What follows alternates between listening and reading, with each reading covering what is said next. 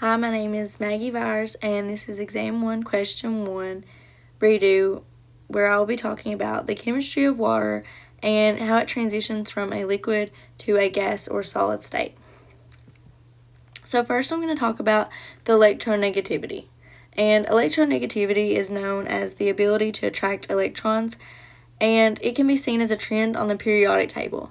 So the electronegativity trend increases from the bottom up on the periodic table and from the left to right across the periodic table.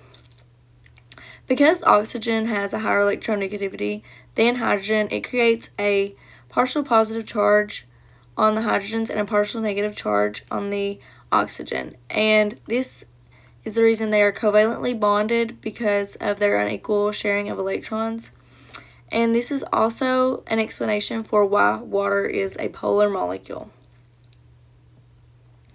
So because of their uneven charges and polarity, they are able to participate in hydrogen bonding. And basically what hydrogen bonding is when one water molecule is near the other water molecule, they want to attract to each other like magnets. So the partial negative charge on the oxygen wants to reach out to the partial positive charge on the hydrogen and vice versa. So now I'm going to talk about the liquid state of water.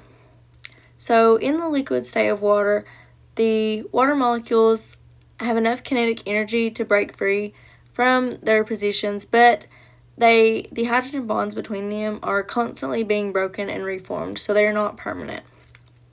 This is what gives water its able to be fluid and move around, but doesn't have a set physical shape, but it does have a set volume.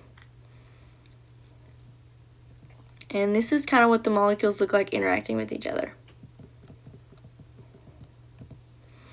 So now I'm going to talk about the gas state of water, and for this, water boils at 100 degrees Celsius. So when it reaches this point, water rises up as steam or water vapor.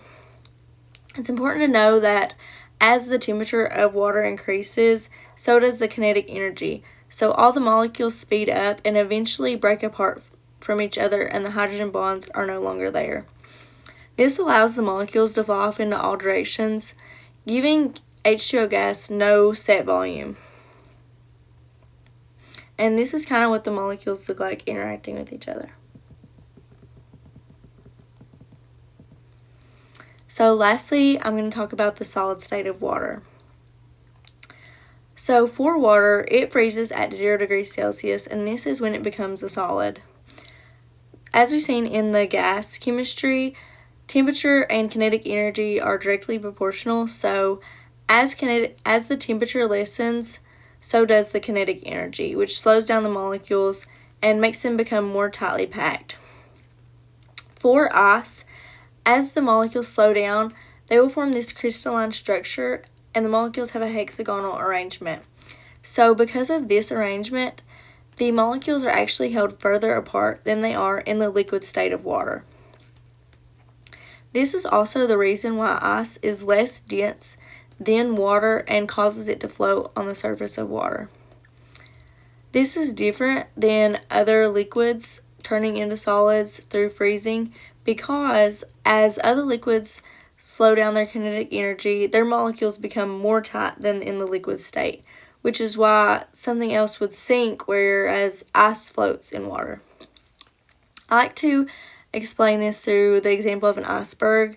Even though it looks huge and probably really heavy, it still floats on water.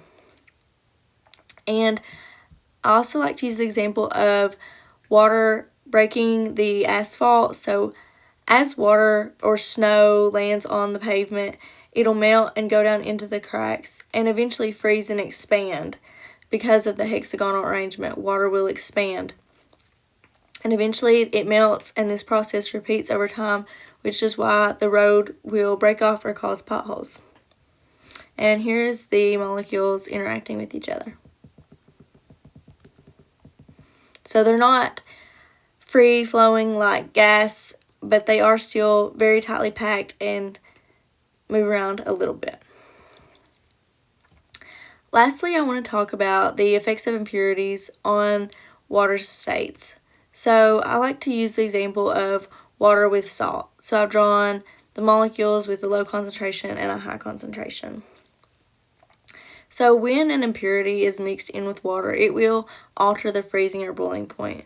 And what I like to use is salt trucks in the winter.